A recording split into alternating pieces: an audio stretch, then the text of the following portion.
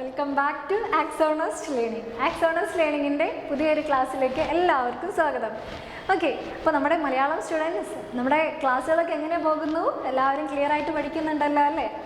അപ്പോൾ നിങ്ങൾക്കറിയാം, നമ്മൾ 2025 ഏപ്രിൽ ബാച്ചിൻ്റെ ക്വസ്റ്റ്യൻ പേപ്പർ ഡിസ്കഷനിലാണ് നിൽക്കുന്നത്.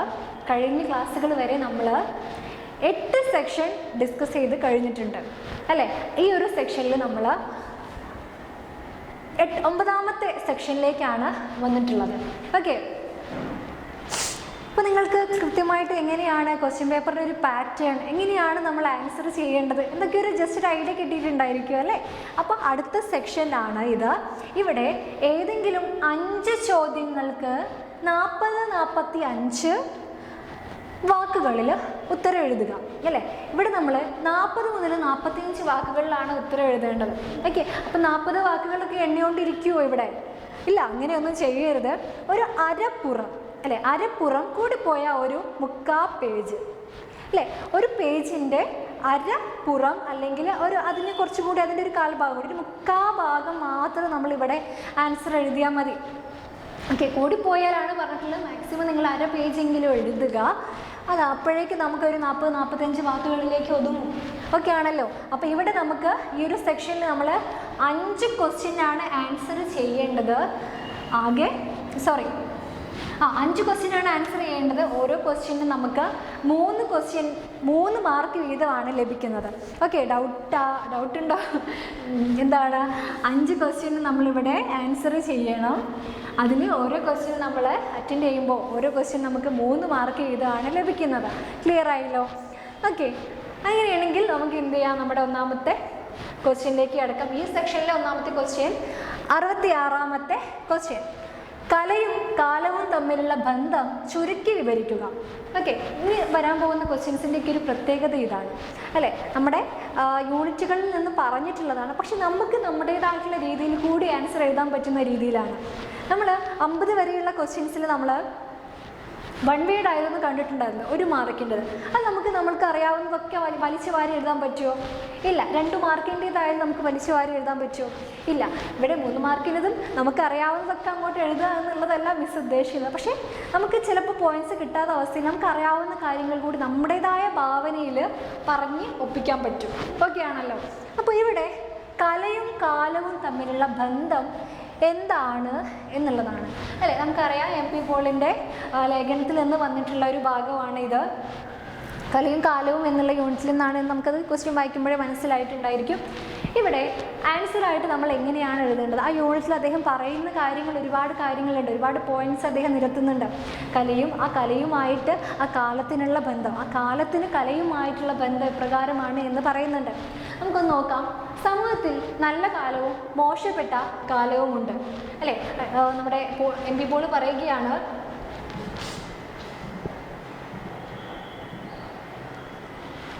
സമൂഹത്തിൽ നല്ല കാലവും മോശപ്പെട്ട കാലവും ഉണ്ട്. ഓക്കെ, സമ്പൽ സമൃദ്ധിയും സമാധാനവും നിലനിർത്തുന്ന കാലത്ത് സമൂഹത്തിൽ മികച്ച കലാസൃഷ്ടികൾ ഉണ്ടാവും. അപ്പോൾ സമൂഹത്തിൽ നല്ല കലാസൃഷ്ടികൾ ഉണ്ടാകുന്നത് എപ്പോഴാണെന്നാണ് പറയുന്നത് അല്ലേ? സമ്പൽ സമൃദ്ധിയും സമാധാനവും നിലനിൽക്കുന്ന കാലത്ത് സമൂഹത്തിൽ നല്ല കലാസൃഷ്ടികൾ ഉണ്ടായിരിക്കും അല്ലേ? അക്രമവും യുദ്ധവും ഭീകരതയും ഉണ്ടാകുമ്പോൾ നല്ല കലാസൃഷ്ടികളായിരിക്കുമോ ആ ഒരു അന്തരീക്ഷത്തിൽ രചിക്കപ്പെടുന്നത്? ഒരിക്കലും ആയിരിക്കില്ല അല്ലേ? യുദ്ധത്തിൻ്റെ ഭീകരതയും സമാധാനമില്ലായ്മയും അശാന്തിയെയും കുറിച്ചായിരിക്കും ആ കാലത്തെ രചനകൾ അല്ലേ? നമ്മുടെ കാലം പരിശോധിച്ചാൽ തന്നെ നമുക്കത് മനസ്സിലാക്കാൻ പറ്റുന്നതാണ്. സമ്പൽ സമൃദ്ധിയും സമാധാനവും നിലനിൽക്കുന്ന കാലത്ത് സമൂഹത്തിൽ മികച്ച കലാസൃഷ്ടികൾ ഉണ്ടാകും. ദാരിദ്ര്യം, യുദ്ധം, അടിമത്തം ഇവയൊക്കെ ഒരു സമൂഹത്തെ ജീർണിപ്പിക്കാം അല്ലേ? ദാരിദ്ര്യത്തിൽ എന്തായിരിക്കും അല്ലേ? ഭക്ഷണവും ഒന്നും കിട്ടാത്തൊരവസ്ഥ. അച്ഛനമ്മമാരും മക്കളും ഒക്കെ എന്താണ്? വിശന്ന് മരിക്കേണ്ട ഒരവസ്ഥ. ജീവികളും മനുഷ്യരൊക്കെ, എല്ലാ ജീവജാലങ്ങൾക്കും ദാരിദ്ര്യം എന്ന് പറയുമ്പോൾ അല്ലേ, നമുക്ക് ചിന്തിക്കാവുന്നതിലും അപ്പുറത്താണ് അതിൻ്റെ ഭീകരത എന്ന് പറയുന്നത്. യുദ്ധം അല്ലേ? നമ്മളിപ്പോൾ അനുഭവിച്ചു കൊണ്ടിരിക്കുന്ന, നമ്മൾ കാണുന്ന വാർത്തകളിലൊക്കെ നമ്മൾ ദിനം പ്രതി കാണുന്ന അവസ്ഥ തന്നെയാണ് ഈ യുദ്ധം, അല്ലേ? കാലത്തിനനുസരിച്ച് നമുക്ക് ആ ഒരു അതിൻ്റെ ഭീകരതയും കൂടി പറഞ്ഞറിയിക്കാൻ പറ്റും. അപ്പോൾ അടിമത്തം, അല്ലേ? അടിമത്തമൊക്കെ നമ്മുടെ നാട്ടിൽ എത്രമാത്രം ഭീകരതയായിരുന്നു ഉണ്ടായിരുന്നത്, അതൊക്കെ നമുക്ക് അറിയാവുന്ന കാര്യമാണ്. അപ്പോൾ ദാരിദ്ര്യം, യുദ്ധം, അടിമത്തം ഇവയൊക്കെ ഒരു സമൂഹത്തെ ജീർണിപ്പിക്കാം. അതൊക്കെ ജീർണിപ്പിക്കുന്നതാണ്, അല്ലേ? ഒരു നല്ല രീതിയിലേക്കാണോ നടത്തുന്നത്? അല്ല, ഒരു ജീവിതത്തെ അല്ലെങ്കിൽ ഒരു സമൂഹത്തെ തന്നെ ഇല്ലായ്മ ചെയ്യുന്നതാണ് ഈ ദാരിദ്ര്യം, അടിമത്തം, യുദ്ധം എന്നൊക്കെ പറയുന്നത് എന്ന് മനസ്സിലാക്കുക. ഓക്കെ, അത്തരം ജീർണ കാലങ്ങളിൽ ഒരു സമൂഹത്തിലും നല്ല കലാസൃഷ്ടികൾ മുളപൊട്ടുന്നില്ല. അപ്പോൾ അക്കാലഘട്ടങ്ങളിൽ ഒരു കാലത്തും, നമ്മുടെ കാലഘട്ടം പരിശോധിച്ചാൽ നമുക്കറിയാം, അത്തരം സമയങ്ങളിൽ, അത്തരം കാലഘട്ടങ്ങളിൽ, അത്തരം ജീർണകാലങ്ങളിൽ സമൂഹത്തിൽ നല്ല കലാസൃഷ്ടികൾ സൃഷ്ടിക്കപ്പെടുന്നില്ല, രചിക്കപ്പെടുന്നില്ല എന്നാണ് നമ്മൾ മനസ്സിലാക്കേണ്ടത്. ഓക്കെ ആണല്ലോ? അപ്പോൾ നിങ്ങൾക്ക് കാര്യം പിടികിട്ടി എന്നാണ് വിചാരിക്കുന്നത്. അപ്പോൾ ഈ ഒരു കാര്യത്തെ, അല്ലേ, കലയും കാലവും തമ്മിൽ ബന്ധമുണ്ട് എന്ന് സമർത്ഥിച്ചുകൊണ്ട് വേണം നമ്മൾ ഈ ഒരു 3 മാർക്കിൻ്റെ ആൻസർ എഴുതാൻ വേണ്ടിയിട്ട്. തുടക്കത്തിൽ നിങ്ങൾക്ക് സമയമുണ്ടെങ്കിൽ ജസ്റ്റ് MP പോളിൻ്റെ കലയും കാലവും എന്ന ലേഖനത്തിലെ ഒരു ഭാഗം കൂടിയാണ് ഇത് എന്നും കൂടി തുടക്കത്തിൽ പറയാം. ഓക്കെ ആണല്ലോ? എന്നിട്ട് നമ്മുടെ ആൻസറിലേക്ക് എത്തുക. കലയും കാലവും തമ്മിലുള്ള ബന്ധം ഒരു 6 പോയിൻറ്റ്സ്, കുറഞ്ഞത് 6 പോയിൻറ്റ്സ് എങ്കിലും നിങ്ങൾ കണ്ടെത്താൻ വേണ്ടിയിട്ട് ശ്രമിക്കാം. ഓക്കെ ആണല്ലോ? അടുത്ത ക്വസ്റ്റ്യനിലേക്ക് കടക്കാം. 67ാമത്തെ ക്വസ്റ്റ്യൻ. ഭാഷയിലെ അലങ്കാരങ്ങളും കടങ്കഥകളും തമ്മിലുള്ള ബന്ധം 2 ഉദാഹരണങ്ങളിലൂടെ വിവരിക്കുക. എന്താണ്? നമ്മുടെ കടങ്കഥയുടെ വ്യാകരണം എന്ന് പറയുന്ന യൂണിറ്റിൽ നമുക്കത് കാണാൻ സാധിക്കും, അല്ലേ? 67ാമത്തെ ക്വസ്റ്റ്യനാണ്. കടങ്കഥയുടെ വ്യാകരണം എന്ന് പറയുന്ന TB വേണുഗോപാല പണിക്കരുടെ ഒരു യൂണിറ്റാണ്, അല്ലേ? അപ്പോൾ ഇതിലെന്താണ്, എങ്ങനെയാണ് കടങ്കഥകൾ തമ്മിലുള്ള ഒരു ബന്ധം ഇതിൽ പറയുന്നത്? കടങ്കഥയുടെ ഭാഷയിലെ അലങ്കാരങ്ങൾ കടങ്കഥയിൽ എങ്ങനെയാണ് ഉപയോഗപ്പെടുത്തുന്നത്? അത് നമുക്ക് ഒരുപാട് ഉദാഹരണങ്ങൾ ആ ടെക്സ്റ്റിൽ നമുക്ക് തന്നിട്ടുണ്ട്. അതൊക്കെ നിങ്ങൾ ജസ്റ്റ് ഒന്ന് നോട്ട് ചെയ്യുക, അല്ലേ? ആ ശബ്ദങ്ങളുടെ ആവർത്തനമായിട്ട് പറയുന്നുണ്ട്, അനുപ്രാസം വരുന്ന രീതി പറയുന്നുണ്ട്. അതൊക്കെ നമുക്ക് എടുത്തെഴുതാൻ പറ്റുന്നതാണ്, അല്ലേ? ആ ഒരു കടങ്കഥയുടെ ആൻസറിലേക്ക് എത്താൻ വേണ്ടിയിട്ട് ഭാഷയിലെ ഒരു താളക്രമത്തിലൊക്കെയാണ് എന്ത് ചെയ്യുന്നത്, കടങ്കഥയിലെ ഭാഷ പ്രയോഗിക്കുന്നത്. അപ്പോൾ അത് നമുക്ക് എടുത്തെഴുതാൻ പറ്റുന്നതാണ്. ജസ്റ്റ് നോക്കാം. ശബ്ദാവർത്തനം തുടർച്ച കാണിക്കുന്നതിന് സഹായിക്കുന്നു, അല്ലേ? ശബ്ദ ആവർത്തനം, അല്ലേ? അപ്പം ഒരു എക്സാമ്പിൾ പറയുകയാണെങ്കിൽ, ഞെട്ടില്ല വട്ടയില, ഞെട്ടില്ല വട്ടയില, ആ ടാട്ട എന്ന് പറയുമ്പോൾ 2 വേർഡിലും അത് ആവർത്തിക്കുമ്പോൾ അവിടെ ഒരു ശബ്ദാവർത്തനം ഉണ്ട്. തത്തകം പിത്തകം എന്ന് പറയുന്നത് തത്തകം, പിത്തകം എന്ന് പറയുമ്പോൾ അവിടെയും ഒരു അനുപ്രാസം അവിടെ വരുന്നതായിട്ട് നമുക്ക് കാണാൻ പറ്റും. അപ്പോൾ ശബ്ദാവർത്തനം തുടർച്ച കാണിക്കുന്നതിന് സഹായിക്കുന്നു. കടങ്കഥയിലെ പദങ്ങൾ നിരർത്ഥക പദങ്ങളാണ് എങ്കിലും പ്രാസതാളങ്ങളിൽ നിന്ന് ഒരർത്ഥം കിട്ടും, അല്ലേ? അവിടെ ആ ഒരു അർത്ഥം, താളത്തിൻ്റെ ആ ഒരു ഭംഗിക്ക് വേണ്ടിയിട്ടാണ് അവിടെ ആ പദം പ്രയോഗിക്കുന്നത്. ആ അതിൻ്റെ ആൻസറുമായിട്ട് ചിലപ്പോൾ ബന്ധമൊന്നും ഇല്ലെങ്കിലും അവിടെ എന്ത് ചെയ്യുന്നുണ്ട്, പ്രാസതാളങ്ങളിൽ നിന്ന് എന്ത് ചെയ്യും, ഒരു അർത്ഥം നമുക്ക് കിട്ടും, ആൻസറിലേക്ക് എത്താൻ വേണ്ടി സഹായിക്കും. അപ്പോൾ ഉദാഹരണമാണ് ഇവിടെ പറയുന്നത്. തത്തകം പിത്തകം, തത്തകം പിത്തകം 4 ആളെ, ഇല കാരക കോരക എന്ന് പറയുമ്പോൾ നമുക്ക് അതിലെ ഒരു ശബ്ദാവർത്തനവും ആ ഒരു പ്രാസവും ഒക്കെ ഒത്തിണങ്ങുമ്പോൾ ആൻസറിലേക്ക് എത്താൻ വേണ്ടി സഹായിക്കും എന്നുള്ളതാണ് കേട്ടോ. ഓക്കെ, അപ്പോൾ 67ാമത്തെ ക്വസ്റ്റ്യൻ ക്ലിയർ ആയി എന്ന് മിസ് വിചാരിക്കുന്നു. അടുത്ത ക്വസ്റ്റ്യനിലേക്ക് കടക്കാം. 68ാമത്തെ ക്വസ്റ്റ്യൻ. സബർമതി ദൂരെയാണ് എന്ന നാടകത്തിലെ വേണു എന്ന കഥാപാത്രത്തിൻ്റെ സവിശേഷതകൾ എന്തെല്ലാം? സബർമതി ദൂരെയാണ് എന്ന് പറയുന്ന ജി ശങ്കരപിള്ളയുടെ ഒരു നാടകമാണ് നമുക്ക് പഠിക്കാനുണ്ടായിരുന്നത്, അല്ലേ? അപ്പോൾ ഈ ഒരു നാടകത്തിലെ ഏറ്റവും പ്രധാനപ്പെട്ട കഥാപാത്രമാണ് ആര്? വേണു എന്ന് പറയുന്ന കഥാപാത്രം. വേണുവിൻ്റെ അനിയനാണ് മാധവൻ, പിന്നെ ഒരു സഹായി, അല്ലെ, അച്ഛൻ്റെ കാലം മുതലുള്ള ഒരാളായിരുന്നു തേവൻ, അനിയത്തി ശാന്തി എന്നിവരാണ് ഈ ഒരു നാടകത്തിലുള്ള ഏക കഥാപാത്രങ്ങൾ എന്ന് പറയുന്നത്. അപ്പോൾ ഇവിടെ എങ്ങനെയാണ് ഈ വേണു എന്ന കഥാപാത്രത്തെ അവതരിപ്പിക്കുന്നത് എന്നാണ് നമ്മൾ കണ്ടെത്തേണ്ടത്. ഓക്കെ ആണല്ലോ? ഒന്ന് നോക്കിയേ, വേണുവിനെ കുറിച്ച് നമുക്ക് എന്തൊക്കെയാണ് അറിയാം? ആദ്യം നമ്മൾ ഇതുപോലെ പറയണം. ഇതുപോലെ ഫസ്റ്റ് വരി അത് മിസ് ഇവിടെ കൊടുത്തിട്ടില്ല, പക്ഷേ നിങ്ങൾ ഈ ഒരു എസ്സേ 3 മാർക്കിൻ്റെയും 5 മാർക്കിൻ്റെയും ക്വസ്റ്റ്യൻസിന് നിർബന്ധമായിട്ടും ആൻസർ എഴുതുമ്പോൾ നിർബന്ധമായിട്ടും കൊടുക്കേണ്ടതാണ് എന്ത്, ആ കഥ ഏതാണോ ഒരു ക്വസ്റ്റ്യൻ വന്നിട്ടുള്ള കഥ അല്ലെങ്കിൽ ആ ഒരു രചന ഏതാണ്, ഏത് കൃതിയാണ്, ഏത് യൂണിറ്റിൽ നിന്നാണ് വന്നിട്ടുള്ളത്, അത് എഴുതിയത് ആരാണ് എന്ന് കൂടി കൊടുക്കാം. ഓക്കെ, അപ്പോൾ നമ്മളിവിടെ സബർമതി ദൂരിയാണ് എന്ന ജി ശങ്കരപ്പിള്ളയുടെ നാടകത്തിലെ പ്രധാന കഥാപാത്രമാണ് വേണു. ഓക്കെ, അത് നമുക്ക് പറയാലോ, ഈസി ആയിട്ട് നമുക്കത് എഴുതാലോ. ഓക്കെ, അങ്ങനെയെങ്കിൽ വേണു എന്ന് പറയുന്ന വ്യക്തിയുടെ സവിശേഷതകളാണ് നമ്മളിനി പറയാൻ പോകുന്നത്.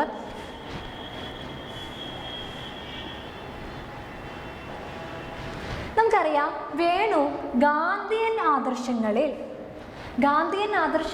അടിയുറച്ച് നിൽക്കുന്നയാളാണ് അല്ലേ.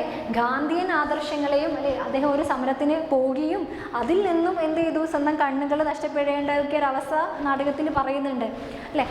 എന്താണ് സത്യം അല്ലെ, സത്യത്തെ മുന്നോട്ട് നയിക്കാൻ വേണ്ടിയിട്ട് പരിശ്രമിച്ചിട്ടുള്ള ഗാന്ധിയൻ ചിന്താഗതിയുള്ള ആളാണ് നമ്മുടെ വേണു എന്ന് പറയുന്ന കഥാപാത്രം. അപ്പോൾ നമ്മൾ രണ്ടാമത്തെ പോയിന്റായിട്ട് കൊടുക്കേണ്ടത് ഈ ഒരു കാര്യമാണ്. ഗാന്ധിയൻ ആദർശങ്ങളിൽ അടിയുറച്ച് വിശ്വസിക്കുന്ന ആളാണ് നമ്മുടെ വേണു എന്ന് പറയുന്ന പ്രധാന ഈ കഥാപാത്രം. ഈ നാടകത്തിലെ ഏറ്റവും പ്രധാനപ്പെട്ട ഒരു കഥാപാത്രം കൂടിയാണ് വേണു.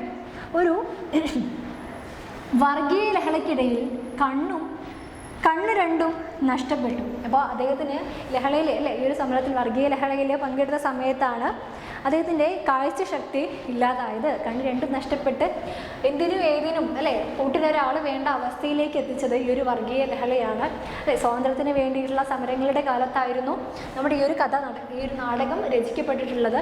അപ്പോൾ അത്തരത്തിൽ വേണം നമ്മൾ ഈ ഒരു കഥാപാത്രത്തെ നോക്കിക്കാണുവാൻ വേണ്ടിയിട്ട്. ഒരു വർഗീയ ലഹളയ്ക്കിടയിൽ കണ്ണ് രണ്ടും നഷ്ടപ്പെട്ടു. ജാതിക്കെതിരായ കാഴ്ചപ്പാട് വെച്ചു പുലർത്തുന്നു അല്ലേ. ജാതിക്കെതിരായ കാഴ്ചപ്പാട് ഹിന്ദു മുസ്ലിം അങ്ങനെ വ്യത്യാസമൊന്നും ഇല്ലാതെ എല്ലാവരും ഒന്നാണ് എന്ന് പറയുന്ന ഒരു നയത്തിലൂടെ മുന്നോട്ട് പോകുന്ന ആളാണ് നമ്മുടെ വേണു എന്ന് പറയുന്ന ഈ ഒരു കഥാപാത്രം ആണല്ലോ. പക്ഷെ മാധവനെ നിങ്ങൾ ഓർക്കുന്നുണ്ടാവും, വേണുവിൻ്റെ അനുജൻ അല്ലേ. അദ്ദേഹം എങ്ങനെയാണ്, അദ്ദേഹത്തിൻ്റെ ഒരു ജീവിത രീതി എങ്ങനെയാണ് അല്ലേ. ഹിന്ദു വേറെ മുസൽമാൻ വേറെ, മുസൽമാനുമായിട്ട് ഭയങ്കര ഒരു വിദ്വേഷം പുലർത്തുന്ന ആളാണ് നമ്മുടെ ഈ മാധവൻ എന്ന് പറയുന്ന വേണുവിൻ്റെ അനുജൻ അല്ലേ. അച്ഛൻ മരിക്കുന്ന സമയത്ത് കാഴ്ചശക്തി ഇല്ലാത്തത് കൊണ്ട് വേണുവിനെ നോക്കാൻ ഏൽപ്പിച്ചിട്ടുള്ള ആളാണ് അല്ലേ മാധവന്. പക്ഷെ മാധവൻ ജീവിതത്തിൽ വേണുവിനെ നോക്കുന്നുണ്ടോ അല്ലേ. ഈ ഒരു കണ്ണില്ലാത്തൊരവസ്ഥയിൽ അദ്ദേഹത്തിൻ്റെ വാർദ്ധക്യദശയിൽ അദ്ദേഹത്തെ നോക്കാൻ ഏത് രീതിയിൽ നോക്കുക എന്നാണ് പറയുന്നത് അല്ലേ. നമുക്കറിയാം എങ്ങനെയാണ് ആ ഒരു ലാളനെയൊക്കെ വേണ്ടത്, എന്തൊക്കെയാണ് അദ്ദേഹത്തിന് ജീവിതത്തിൽ ചെയ്തു കൊടുക്കേണ്ടത് എന്നൊക്കെ നമുക്കറിയാം. പക്ഷേ അദ്ദേഹത്തെ സ്വന്തം വീട്ടിൽ നിന്ന് ഇറങ്ങിപ്പോകത്തക്ക വിധത്തിൽ ഉണ്ടായ ആ ഒരു സാഹചര്യത്തിന് നിമിത്തമായത് കൂടി ഈ ഒരു മാധവൻ എന്ന് പറയുന്ന വ്യക്തിയാണ്.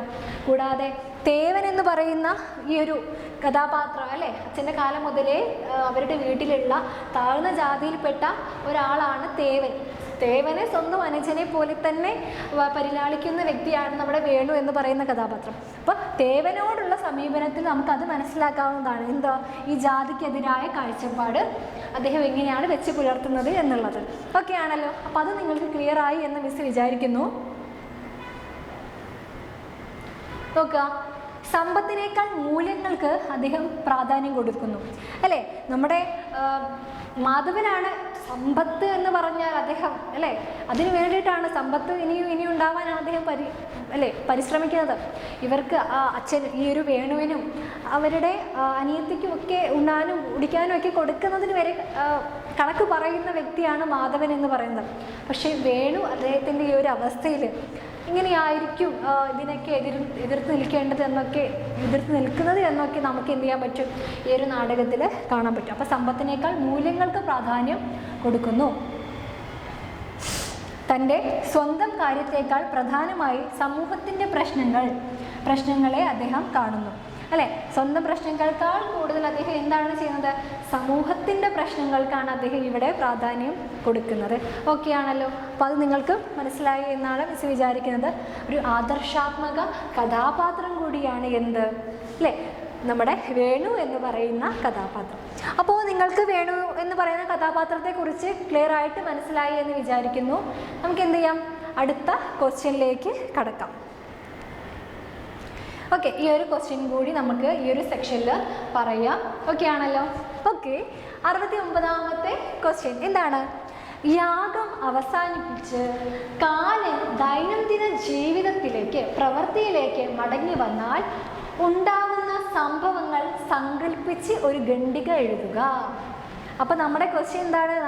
നമ്മൾ പറഞ്ഞു കാലനില്ലാത്ത കാലത്ത് വളരെ ഇമ്പോർട്ടൻ്റ് ആയിട്ടുള്ളൊരു യൂണിറ്റാണ് കാലനില്ലാത്ത കാലം. ഒരുപാട് ക്വസ്റ്റ്യൻസ് നമുക്കിത് നോക്കുമ്പോഴേ മനസ്സിലാവും. ഓക്കെ, അപ്പോൾ കാലനില്ലാത്ത കാലത്ത് എന്ന് പറയുന്ന ഒരു യൂണിറ്റ് അല്ലെ, നമ്മുടെ കാലം തിരിച്ചു വന്നു, എന്തൊക്കെയായിരിക്കും സംഭവിക്കുക എന്ന് ആലോചിച്ച് നോക്കിയേ അല്ലേ. വളരെ രസകരമായിട്ട് നമുക്ക് എഴുതാൻ പറ്റിയ ഒരു ആൻസർ കൂടി ആയിരിക്കും ഇത്. ഓക്കെ, അപ്പോൾ നമുക്ക് ഒന്ന് ആൻസറിലേക്ക് കടക്കാം. യമകിങ്കരന്മാർക്ക് പിടിപ്പത് ജോലി അല്ലേ. കിങ്കരം അവർക്ക് എന്തൊക്കെയാണ് ചെയ്യേണ്ടതെന്ന് അറിയില്ല അല്ലേ. ആരെ ആദ്യം തിരിച്ചു കൊണ്ടുപോകണം, ആർക്ക് എന്തൊക്കെ അവസ്ഥകൾ വരുത്തണം അല്ലേ. ഒരുപാട് പേര് അവിടെ മരണം ആഗ്രഹിച്ച് കിടക്കുന്നുണ്ട് അല്ലേ. ഇവിടുന്ന് എങ്ങനെയെങ്കിലും ഒന്ന് രക്ഷപ്പെട്ടാൽ മതി എന്നുള്ള രീതിയിൽ മരണം കാത്തിരിക്കുന്നവരുണ്ടായിരിക്കും. അപ്പോൾ നമ്മുടെ കിങ്കരന്മാർക്കും യമനും ഒക്കെ അല്ലേ, യമൻ്റെ കിങ്കരന്മാർക്കൊക്കെ എന്ത് ചെയ്തു, ജോലിഭാരം കൂടി അല്ലേ. അപ്പം അവർക്ക് എന്ത് ചെയ്തു, എവിടെ തുടങ്ങേണ്ടു എന്ന ശങ്ക അല്ലേ. ഇതിപ്പോൾ അല്ലേ ലോകം മുഴുവൻ ജനങ്ങളെ കൊണ്ട് തിങ്ങി നിറഞ്ഞു നിൽക്കുകയാണ്.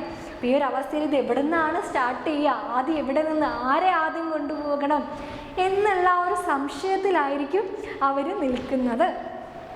ഓക്കെ, അപ്പോൾ താൻ മുന്നേ എന്ന മട്ടിൽ മരണം കൊതിക്കുന്നവർക്കും ഈ അവസ്ഥയിലും ജീവിക്കാൻ കൊതിക്കുന്നവർക്കും ഇടയിൽപ്പെട്ട കാലകിങ്കരന്മാരുടെ അങ്കലാപം അല്ലേ. ചിലർക്ക് ഇത്ര കാലം ജീവിച്ചാലും ഇവിടുന്ന് പോകാൻ വലിയ ആഗ്രഹമൊന്നും ഉണ്ടായിരിക്കില്ല അല്ലേ. ഒരു 100-500 വർഷം കൂടി ഇനിയും ജീവിക്കണം അല്ലെ, ഭൂമിയിൽ ഇങ്ങനെ മരിക്കാതെ കിടക്കണമെന്ന് ആഗ്രഹമുള്ളവരുണ്ടായിരിക്കും അല്ലേ, നമുക്ക് പറയാൻ പറ്റില്ല.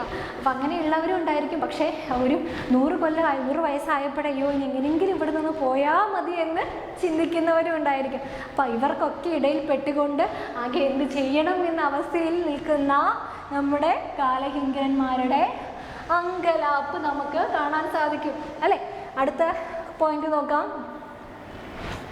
മൃതശരീരങ്ങൾ മറവ് ചെയ്യാനുള്ള ബന്ധപ്പാട് അല്ലേ. ഇത്രയും ഒരു 10-10,000 ആളുകൾ തന്നെ ഒരുമിച്ച് മരിച്ചാലുള്ള അവസ്ഥ ആലോചിച്ച് നോക്കൂ അല്ലേ. ഇവരെയൊക്കെ കൂടി നമ്മൾ എവിടെ കൊണ്ടുപോയാണ് അടക്കം ചെയ്യുക, എവിടെയാണ് മറവ് ചെയ്യുക അല്ലേ. അപ്പോൾ മൃതദേഹങ്ങൾ മറവ് ചെയ്യാനുള്ള ഒരു ബന്ധപ്പാട് നമുക്ക് കാണാൻ സാധിക്കും. പക്ഷേ ഇവിടെ 10-10,000 പേരല്ല അല്ലേ, ലോകം മുഴുവൻ തിങ്ങി നിറങ്ങി നിൽക്കുകയാണ് ആളുകൾ. അപ്പോൾ ഇതൊക്കെ എവിടെ നമ്മൾ മറവ് ചെയ്യുന്നുള്ള ഒരു അങ്കലാപ്പ് കാണാം. അതുവരെ ശൂന്യമായി കിടന്ന സ്വർഗ നഗരങ്ങൾ മരിച്ചെത്തുന്നവരെ കൊണ്ട് ഒറ്റയടിക്ക് നിറയുന്നത് അല്ലേ. നല്ലവർ ചെയ്തവരും ചീത്ത കാര്യങ്ങൾ ചെയ്തവരൊക്കെ ഉണ്ട്. നല്ലത് ചെയ്ത സ്വർഗത്തിലും ചീത്തത് ചെയ്ത നരകത്തിലുമാണ് പോകുന്നത്. അപ്പോൾ ഇവരെയൊക്കെ കൊണ്ട് നിറയുമല്ലോ അല്ലേ. സ്വർഗത്തിലെത്തുന്നവരുടെയും നരകത്തിലെത്തുന്നവരുടെയും എണ്ണമൊക്കെ എന്ത് ചെയ്തു, അപ്പോഴേക്കും കൂടും.